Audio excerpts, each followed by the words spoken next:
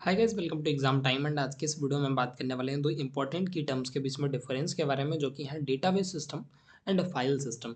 तो database system and file system के बीच में क्या डिफरेंस होता है, आज की इस वीडियो में बात करेंगे। और इनके बीच में एक दो नहीं बल्कि टोटल 12 डिफरेंसेस के बारे में बात करने वाले हैं। और अक्सर यूनिवर्सिटी एग्जाम्स में database system and file systems को डिफरेंशिएट करने का एक क्वेश्चन आता है। तो अगर आप इस वीडियो को देख लेते हैं तो कंप्लीटली ये क्वेश्चन जो है बहुत अच्छे से कर पाएंगे। प्लीज़ वीडियो का एंड तक जरूर से देखना। चलिए वीडियो को शुरू करते हैं। सबसे पहले कंपैरिजन एस्पेक्ट के बारे में बात करें कि फाइल सिस्टम में किस तरह से डेटा का ऑर्गेनाइजेशन होता है एंड डेटाबेस सिस्टम में किस तरह से डेटा का ऑर्गेनाइजेशन होता है। और यहाँ पर कलर्स के बारे में बता दूं कि ये जो रेड कलर्स में लाइंस लिखी हुई हैं ये फाइल सिस्टम का एडवांटेज है, जबकि डेटाबेस सिस्टम में जो ग्रीन कलर से लाइंस लिखी हुई हैं ये डेटाबेस सिस्टम का एडवांटेज है। तो सबसे पहले हम बात करें डेटा ऑर्गेनाइजेशन की कि फाइल सिस्टम में किस तरह से डेटा ऑर्गेनाइज किया जाता है।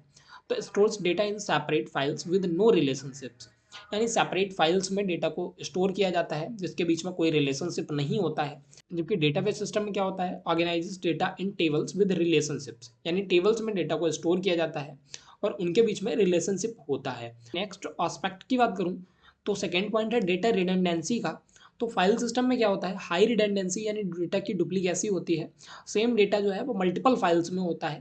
जबकि बात करें डेटाबेस सिस्टम की, तो डेटाबेस सिस्टम में रिडंडेंसी जो है वो काफ़ी ज़्यादा मिनिमल होती है। नॉर्मलाइजेशन के थ्रू एक डेटा को मल्टीपल जगह जो है वह एक्सेस किया जा सकता है। ठीक है, और इसकी वजह से डेटा रिडंडेंसी जो है वो ज़्यादा नहीं होती है। थर्ड पॉइंट की बात करूँ तो यह है डेटा कंसिस्टेंसी का। फाइल सिस्टम में क्या होता है, लो कंसिस्टेंसी। और इसका मतलब क्या हुआ कि अगर हम एक फाइल में कुछ भी चेंजेस करते हैं तो हर जगह वो जो है वो रिफ्लेक्ट नहीं होगा।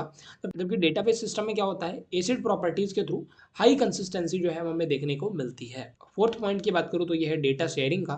फाइल सिस्टम में क्या होता है, लिमिटेड शेयरिंग कैपेबिलिटीज होती है। जबकि डेटाबेस सिस्टम क्या है, multiple users can access simultaneously, यानी at a same time database system को जो है वो मल्टीपल यूजर्स जो है वो एक्सेस कर सकते हैं at the same time. Fifth point जो है वो है डेटा सिक्योरिटी का। और फाइल सिस्टम में क्या होता है, बेसिक फाइल परमिशंस ओनली। जबकि डेटाबेस सिस्टम में क्या होता है, advanced user access controls and encryption. यानी इसमें फाइल सिस्टम में क्या हो सकता है, बेसिक कंट्रोल्स ही हो सकते हैं डेटा सिक्योरिटी को लेकर। जबकि डेटाबेस सिस्टम में क्या होता है कि यूजर के एक्सेस को लेकर और एनक्रिप्शन को लेकर काफ़ी ज़्यादा कंट्रोल्स होते हैं जिससे कि डेटा जो है वो सुरक्षित रह सके। सिक्स पॉइंट जो है वो डेटा इंटेग्रिटी का। फाइल सिस्टम में कोई भी विल्ट-इन इंटेग्रिटी कॉन्स्टेंट्स नहीं होते हैं, जबकि डेटाबेस सिस्टम पीके, एफके, चेक्स जैसे कॉन्स्टेंट्स को सपोर्ट करता है। नेक्स्ट पॉइंट की बात करूँ तो ये है क्वेरी कैपेबिलिटी का। यानी फाइल सिस्टम में क्या होता है, कोई क्वेरी लैंग्वेज नहीं होती है इसकी। और क्वेरी सिस्टम के लिए क्या होता है कि मैनुअल प्रोग्रामिंग की ज़रूरत पड़ती है। जबकि डेटाबेस सिस्टम के लिए क्या होता है, पावरफुल क्वेरी लैंग्वेजेस अवेलेबल हैं, लाइक एसक्यूएल हो गया। तो इस तरह से जो है वो पावरफुल क्वेरी लैंग्वेजेस जो है वो डेटाबेस सिस्टम के लिए अवेलेबल हैं। बात करूँ नेक्स्ट पॉइंट की तो यह है बैकअप एंड रिकवरी का। फाइल सिस्टम के लिए क्या होता है, मैनुअल बैकअप प्रोसीजर्स, यानी फाइल सिस्टम में मैनुअल बैकअप प्रोसीजर जो है वो फॉलो किया जाता है।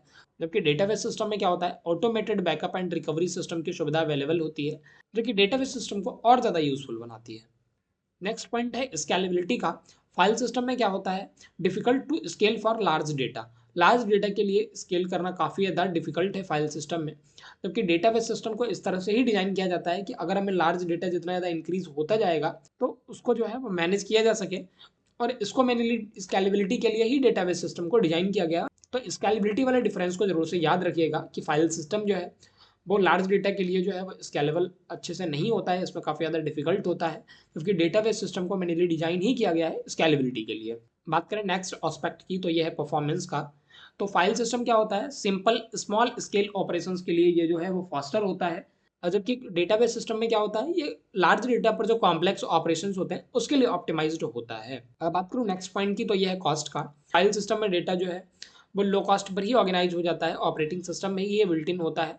जबकि डेटाबेस सिस्टम क्या होता है, रिक्वायर्स डीबीएमएस सॉफ्टवेयर में भी एक्सपेंसिव, यानी इसको डीबीएमएस सॉफ्टवेयर की रिक्वायरमेंट भी होती है और जो कि एक्सपेंसिव भी हो सकती है। बाकी बात करें file system and database system के एग्जांपल्स की, तो फाइल सिस्टम का एग्जांपल्स लाइक फैट, आपने पढ़ा होगा फाइल एलोकेशन टेबल, तो ये जो है फैट 32 फाइल सिस्टम का एग्जांपल है।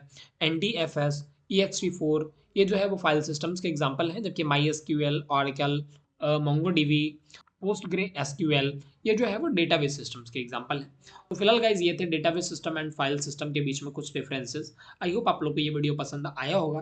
फिलहाल इस वीडियो में बस इतना ही। Thank you so much for watching this video and best of luck for your exams.